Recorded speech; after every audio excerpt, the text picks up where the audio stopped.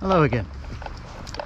So I'm on the first recorded wild camp for a while. I did go on one a few weeks back, but I didn't record it. This is quite a local one. I'm walking next to a place called Fairfield. It's quite a new housing development, quite a nice one. And I've plotted a route on the map to get to the Blue Lagoon as quick as possible. We did do a video on the Blue Lagoon before. I'm going to try a camp there. But I'm hoping this path is going to take me there, because you see there, I really want to be over there in the field next to me when I get to the bottom. I'm hoping I'm going to be able to get out that way. It's not just going to get to the end and stop. On the View Ranger landscape it shows that I can. On the OS maps it doesn't. So fingers crossed.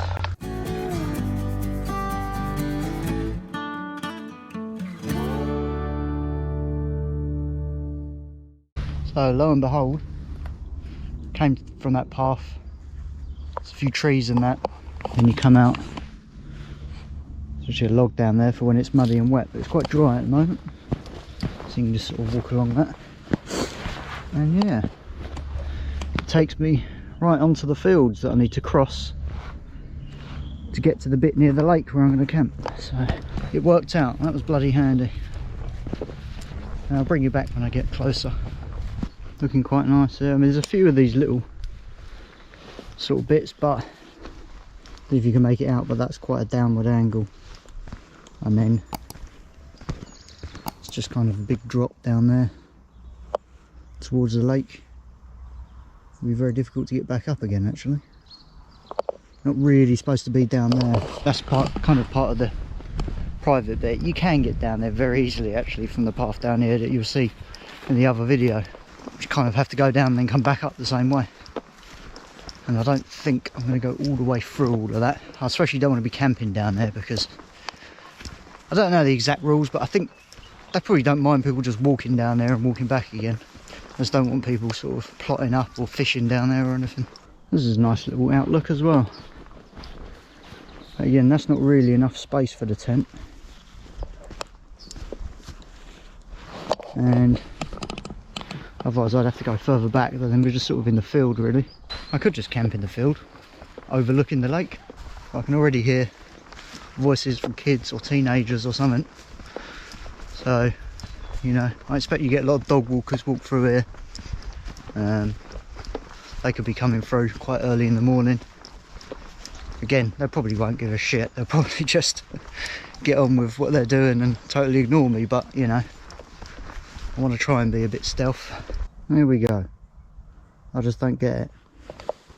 Look at this. Cans, chocolate wrappers, bags. Dread to think what's in there. No, nothing. So that could have been a bin bag and they've just left it there. So much crap around here. I think I'm going to have to just do a duty of coming here purely just to clean up crap. I meant to bring a few bags with me and do that today, and I totally forgot again. To be honest, I'm going to need them for my own rubbish. I've got some little Ziploc bags, or to be fair, there's plenty of plastic bags around. Obviously I'll do that when I leave, because I don't want to be touching other people's dirty stuff. Shame. Again, not really enough space there, to be honest. This thing I think I'm going to find hard is get my pegs in the ground. Really hard ground around here. Back out in the field down there, was some teenagers just turned up. They sort of saw me and went, oh, there's someone there, and then they run off. I don't know why. And then I was walking through this kind of trail bit that goes around and down to the lake. I just saw this. Looks like some sort of a little camp that someone's had. They have a little fire there. Well, quite a big fire, to be honest. There's a few cans and that around here, so I don't know. It's quite a good little spot. That's the thing. I don't know whether to just sort of reuse this area, because it's already been used. It's quite a nice little flat bit there. I've got my bush box, I could have a little fire myself. Or am I a bit bait here, because clearly someone's already been here. If there is a landowner and they've seen this, they're probably going to come back and check on it again. So, on one hand I want to reuse land that's already been used rather than damaging another bit. But on the other hand, this is a pretty obvious place. And it looks like I've had the massive fire when I haven't. So I might just look around the corner a little bit, and then I need to kind of make a decision because it's going to get too late otherwise, and the sun's going to go down. That's just going to keep going and going. Don't think there's any more clearings that way, but I did go past one a minute ago, which we'll see, which could be pretty cool because it's a clearing. It's not all just in the woods. Don't really want to be tucked away in the woods again. Do like camping in the woods, but I don't feel like that at the moment. I feel like I want a bit of a view and a bit of open space. That's hard to find when you're trying to be stealth and keep away from people. But this path is much less used. It's kind of an unofficial path. A lot of the time it's really overgrown. Well, I say that, I've only been here once, but last time it was really overgrown. Little area there. You can see it better from here. Could put the tent here. It's right on the path is the only thing. So people, if they come really early in the morning this way, they're going to have to kind of scoot around the back of my tent. Plus it's a bit uneven ground. Nowhere's ever perfect, but I don't know. I think I'm just going to plot up here. It's a bit blatant, but you know, loads of people walk through it. You have to kind of think like, what would you think? What would you feel if you saw someone with a tent here? I wouldn't care. I just think fair play, not hurting anyone. There is dog walkers around still. I can see them. They're over on the estate. They might walk past, but I'm not going to set up until it gets a bit closer to sunset anyway. Do the whole sort of pitch at sunset and pack up at sunrise kind of thing, hopefully. And yeah, just go for it. At the end of the day, I can always pack up and move on. I can always go home. I'm not that far from home, so I just don't really want to be over in the woods again, sort of in the darkness, because I've come to a lake for a reason, so I can wake up and, you know, kind of be here and be seeing over the lake. And even here in the evening, it's a nice place to chill. Look at that, looks nice. So I'll just chill here for a while. Maybe have a little cup of tea or something. Probably can't see it, but where is it now? No, you can't really see it on the camera, but around about there's a fishing bivvy and a car. So obviously it's someone that's a member of the lake in some way or another, with a fishing license or something, that's pitched up down there. I'm not sure if they're actually fishing or just come to camp for the night. I'd like to speak to someone in the know about this place, really. See if it's possible to just sort of ask permission to do a respectful wild camp down there. I'm sure it'll be fine, but just sort of would like to ask someone first, you know, so you can do it without worrying. Because we went over to a little beach bit over there, not beach, but you know, a clearing right in front of the water, and there's no one there. No one seemed to care, so come through the trail again, back in the bushes again. I'm still undecided. I can't make my mind up, but the sun is setting. That's what I come here for.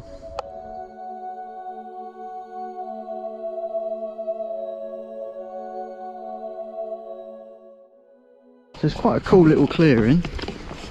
It means that people have to come off the field, go down a big sort of ditch, and then onto this sort of unofficial path. As you can see, there's like the path continues down there, and there's a little clearing here which is flat-ish, and then it dips down here onto here. But this is very chalky, the ground will be too hard here, and it's a bit too near the edge. I won't do it down here, so whether to do it up there or go back again to the field. Field's alright for pitching late and getting up really early. I can get a good view from here anyway. It's just not quite so green.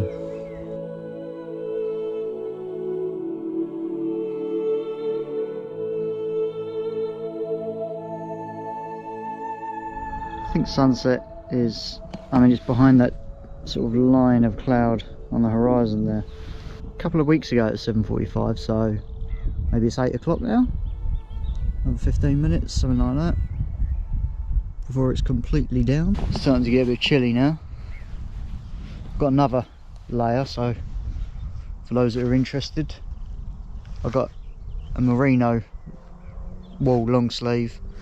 Got the British Army PCS thermal, lightweight thermal smock, which I've done a video on, and then the German Army Flecktarn parka on top of it at the moment. I feel alright. I'm still moving around. I've got to set the tent up, so I'll wait until I've done that. And then in my bag I've got a insulated jacket. It's a cheapo Craghoppers like insulated jacket, like a down jacket but synthetic. If that doesn't do it, then I don't know, I'm screwed. Now I've got a nice winter sleeping bag, which is the snugpak softy expansion, I think it's called 4, which means it's our 4 season. They do a 5, which is I think more extreme, but this is rated to a comfort of -10. Take that with a pinch of salt. Let's say -5, should be fine. I think tonight we'll go down to 0, maybe -1, but probably about 0 degrees at some point, or early hours, not really tonight but early hours. So I'm probably going to be waking up pretty cold. I've been working early shift all week, so I'm hoping I was going to kind of fall asleep early and then rise early and strike camp.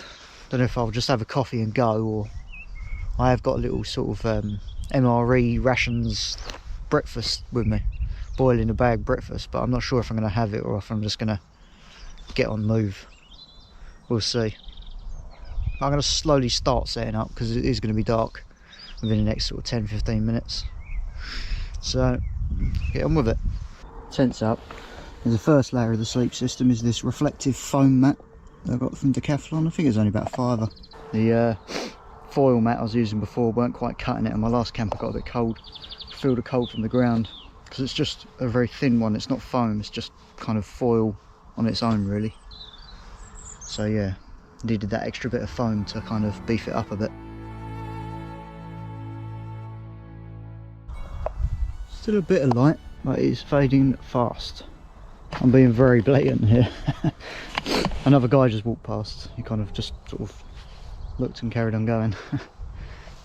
I think people were just crossing to like go home from work or something like that. I mean, it's Friday, I'm on earlies, so I've kind of felt like I've been here for ages, but I suppose a lot of people were just coming home. So yes, this is the Big Daddy. I mean, I did have it compressed, just opened it up, so this is my warmest sleeping bag. Synthetic, so I feel like it works better in the damp, or should work better in the damp than a down bag, and damn sight cheaper than the down bag. A little bit bigger, a little bit heavier. I personally don't do massive distances in winter usually, so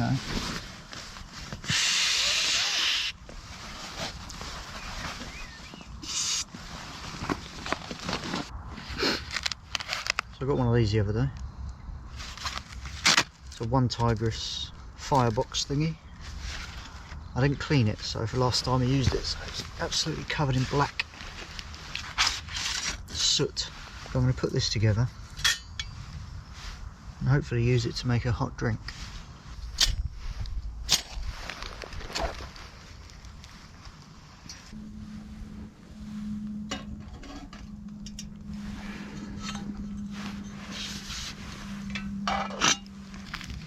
Drink powder, chocolate. That's from an MRE. Ready to go. Yeah, they don't last long, these things. It went out and I had a bit of a panic trying to start it again. Because of where I camped, I'm not really near like woods, obviously, that close. So I had to find some scraps lying around. And I had a little bit of cotton wool left. So I managed to light that and get it going again. I've got a bit of this stuff, which I collected from the woods earlier because it was all it had all been chopped down. I don't know what it is. It almost looks like fat wood because it's like dark and sappy. It's kind of difficult to break, but it seems to be burning like a good one. I thought maybe it was green because it was difficult to snap, but it burns really well, so I may get a hot chocolate after all.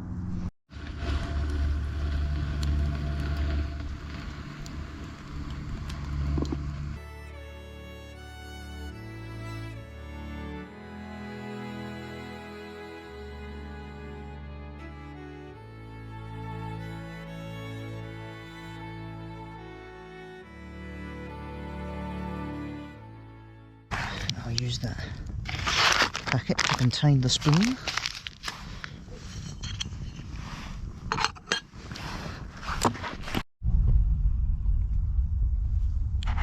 Starting to burn down. It sort of goes out really quickly. It's a shame you can't see it, but the moon looks wicked in amongst some of the clouds. The skyline at the back still sort of glowing a bit. Looks really cool. It's a nice place to be actually. Come out tonight because I just really had this strong feeling of like just needing to be by myself. I don't know if you remember or if you've watched my first solo wild camp video, and I was a bit unsure at the end if it was really for me, but I just get this urge once in a while, you know, and it was like I just needed to be out by myself where no one can talk to me, no one can disturb me, I don't have to explain myself. Just be by myself. I mean, I was walking up and down, backwards and forwards, changing my mind. I didn't have to tell anyone, I didn't have to explain it to anyone. I just did it. That's quite nice sometimes. It's like a little reset. As for new kit, it was only about 3 kilometres walking here and mooching about a bit, but it's a good start for these, which are British Army boots. They're the sort of latest Ituri cold wet weather boots. Full leather, nice high round. I'll show you in the light better, but they're insulated. And my toes are getting a little bit cold now, but I get really cold toes, so they've done pretty well so far. I was going to use this Dutch Army poncho that I got. I was going to try and set it up with walking poles to give me a bit of an extra porch, but I had so much stuff to carry in that bag in the end. And I've used the bag that I did just the review on, which was the British Army NI Patrol Pack, and it's only about 40 litres altogether. They say 30, but it's more like 40. So I've attached a lot of things on the outside. I mean, I've got this parka, so I've put a lot of things in the pockets of the parka as well. Plus I brought the little bush box with me and the big winter sleeping bag, so it's a lot to fit in quite a small bag. So certain things I didn't get to bring and use, but still took quite a lot considering. It's more of a bag, I'd say, to be honest, for a bivvy and basher. You know, or if you have a lighter weight type like a DD one, even better. Use that along with a bivvy bag, and it will fit in that bag no problem. Or a small lightweight tent. Otherwise, you have to do what I did and kind of strap it to the outside, which isn't ideal. But yeah. So a little bit more of a look at these boats. So, like I said, you got a nice high rand. Comes all the way around, right up, covers the whole toe and everything. You've got actually ball bearing eyelets, which is really cool. You normally get them in very expensive high-end hiking boots. The locking loop there, which isn't the best but does its job, and then closed loops here. The reason for the closed ones is because they're British Army boots, and the MOD stipulated that they have to be closed because the open ones get caught on laces of the other boots or branches, twigs, whatever. They can trip you over, so they all have to be closed loops now. And then another thing that's changed from the older style ones is much lower cut at the back here, because they were getting, I think, a lot of problems with the boots poking them in the legs when you do this. It's got soft squishy leather there as well for your Achilles, but up here is your soleus muscle, so it's underneath your calf. Calves are up here, and then underneath you've got the soleus, which connects onto your Achilles, and that can get damaged from that digging in. So it's got a much kind of lower cut down the back than previous generations of these boots, which makes them overall just much more comfy. Morning. There's a lot of moisture inside here, I don't know if you can see, but bit of ice on the fly sheet there.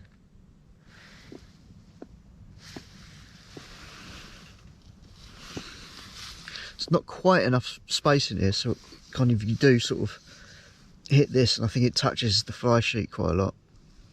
And the bottom of my sleeping bag's pretty damp, the foot box bit. I'm just too cold.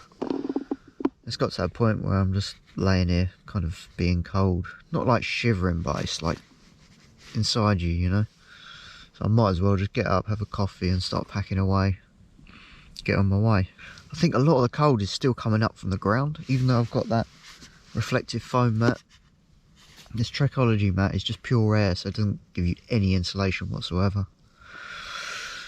It probably is, I haven't checked actually, it's got to be at least sort of 1 degree or something like that. So yeah, I'm just going to get out, get moving around, get warmed up a bit. See the ice on there? I'm not sure that you can. Okay. 95% packed up. My bag there. The tent was covered in frost, so I very stupidly forgot gloves. I was packing it away. My hands just got soaked in icy cold moisture. I had to stuff the tent in. But actually they're not really that cold now. It's just the moving around and, you know, getting packing, getting moving warms you up a bit. So I'm just going to sit here and have this coffee I made. Nice big old coffee. Hopefully the sun will come up soon, probably as I'm walking, but yeah, got a firebox to pack away still. And a little stove. So last few bits, have this coffee and then I'll be on my way. Only the poles to the tent conveniently fit perfectly through these little loops, tight enough that they won't move, but actually easy enough to get in. Okay, there's my little area.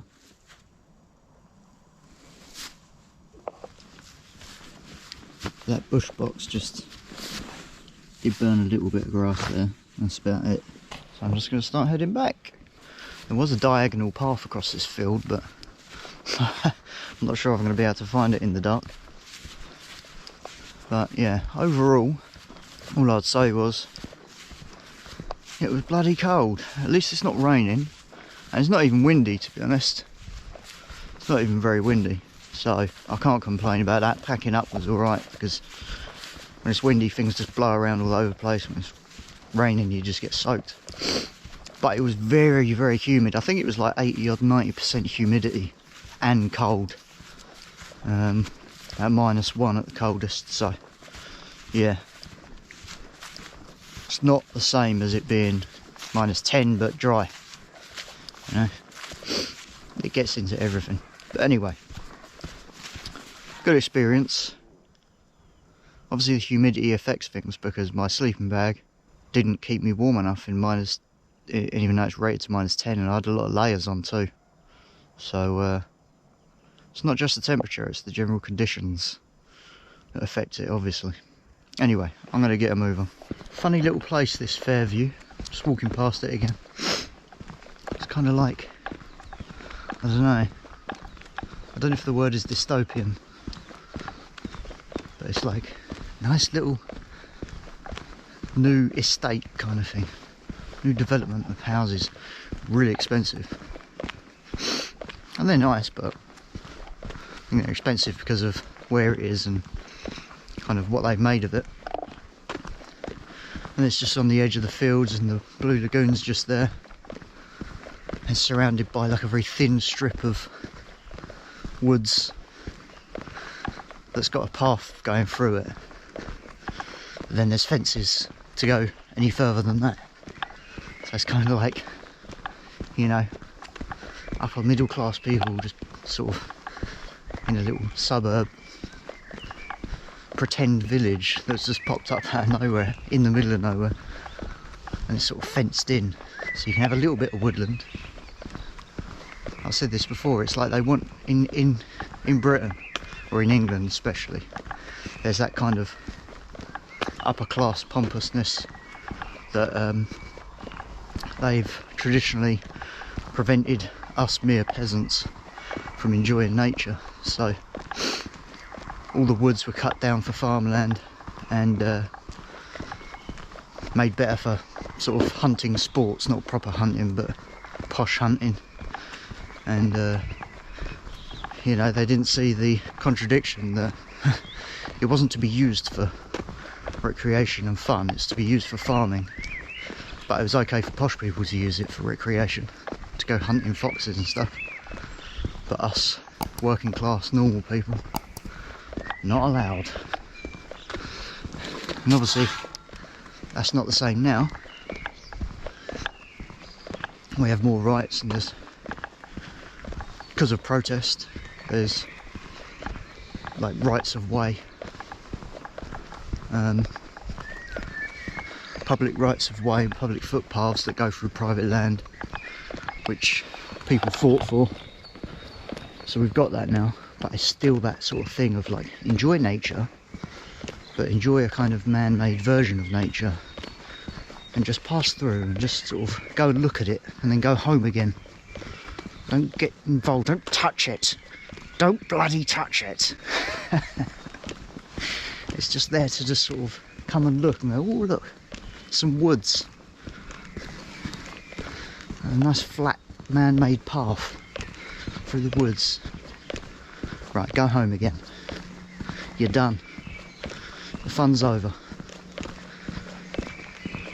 So I think that getting out there on a night like this and suffering a bit in the cold, not a lot, you know, a little bit of cold, sort of gets you back to nature that little bit more, gets you to realise the harshness of nature and immersing yourself in it. And I'm only in a field by a lake which I think is a result of a quarry, so it's a man-made lake anyway. It's not exactly, you know, proper nature, but still, it's getting that little bit more involved helps you to understand it a bit better. But a yellow sky on the horizon back there, the sun's coming up soon. We're getting there. Nice and warm now. Got all my layers on, all my gear. Warming up nicely. We'll get back into bed when I get home though. Get a couple of hours more sort of real kip. Hopefully I've got some good video. That tent got a lot of condensation in it. A lot of condensation. Just talking about gear wise. I don't know what else I can do to be warm other than actually more isolation from the ground, maybe. It's crazy, like even now, whatever it is in the morning, 5:10 on a Saturday morning, even now there's bloody cars driving past. What are you doing? I suppose a lot of people work Saturdays. When they come past at this time in the morning, when it's so quiet, you realise how bloody loud they are. Like, if a car come past now, you wouldn't hear a word I'm saying. But anyway, carrying on with the gear. Love this parka, love this jacket. It's brilliant. I think I'm going to get just a plain green one to wear, to be a little bit less, stand out a bit less in urban situations, or suburban. But yeah, I love the camo on it, and this is a wicked jacket. So many pockets, just works brilliantly as an outer layer. This is pissing down because it is a poly cotton material. Most people will tell you cotton is a really bad material for outdoors, and it generally is, but Fuel Raven, a lot of their stuff is poly cotton, and people rant and rave about how great it is. Comes another car. Yeah, so that kind of poly cotton material actually makes quite a good outer layer unless it's raining too much, because it protects from the wind, but it's so much more breathable than a waterproof jacket. I know there's probably really expensive waterproof jackets with Gore-Tex Pro, which I think is supposed to be the best one, the most breathable one. It might be alright, I don't know, but and this was less than 30 quid, Army surplus, perfect condition. And I fab sealed the hood and the shoulders, so it's alright in the shower. And if they're made right, they're quite a tight weave of poly cotton, and that cotton can kind of, the fibres can tighten up a bit. Not designed to properly like a canvas tent, but it can repel water a little bit. Terrible if they're wet, like wet, but they have their purpose. And for a cold, dry, well, I say dry, it's humid, but it wasn't raining. So for a night like this, perfect. For walking, perfect. I find I don't sweat anywhere near as much, or at all actually, in this. Yesterday when I was on my way, I was getting really hot. I still didn't sweat really. Whereas with my Berghaus waterproof jacket, as soon as I'm on the move, I just get really hot in that.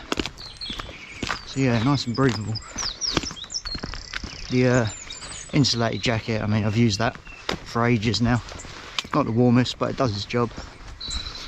And then the British Army lightweight thermal. Nice bit of wind protection, quite breathable, got a lot of ventilation. And then merino wool as a base layer, so you just don't get that cold from being damp, because the merino wool stays warm even if it does get damp. I could have done with insulated trousers last night, but I've got base layer trousers on, like long johns, and my trousers. I thought in a -10 rated sleeping bag that would have been alright. And the boots seem alright. One place near the ankle where it's pressing a bit, but this is the first time wearing them. You're breaking in a bit, but yeah, really good boots for winter. Stomping around in the mud, brilliant. Most of what I'm using most of it is Army surplus. In fact, the trousers, funnily enough, funny story, Isa, my girlfriend, bought all these sort of second-hand clothes off of Facebook, and they like maternity clothes and that, and these happen to be in the bundle. They're Craghoppers trousers, and I thought, oh, give them a go. They actually fit really well, so bonus. Everything I'm wearing is like, everything I'm using is pretty cheap really. It's all budget gear, except for, I suppose the sleeping bag was reasonable price, but it's not like a Rav or something. Snugpak tent, OEX, just like Go Outdoors own brand. Cheapo tarp as a ground sheet, I think that cost about 4 or 5 quid from eBay. It's a lot of gear, and none of it's really expensive.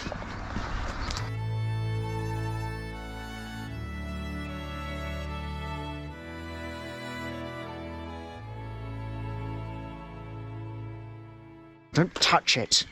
Don't bloody touch it.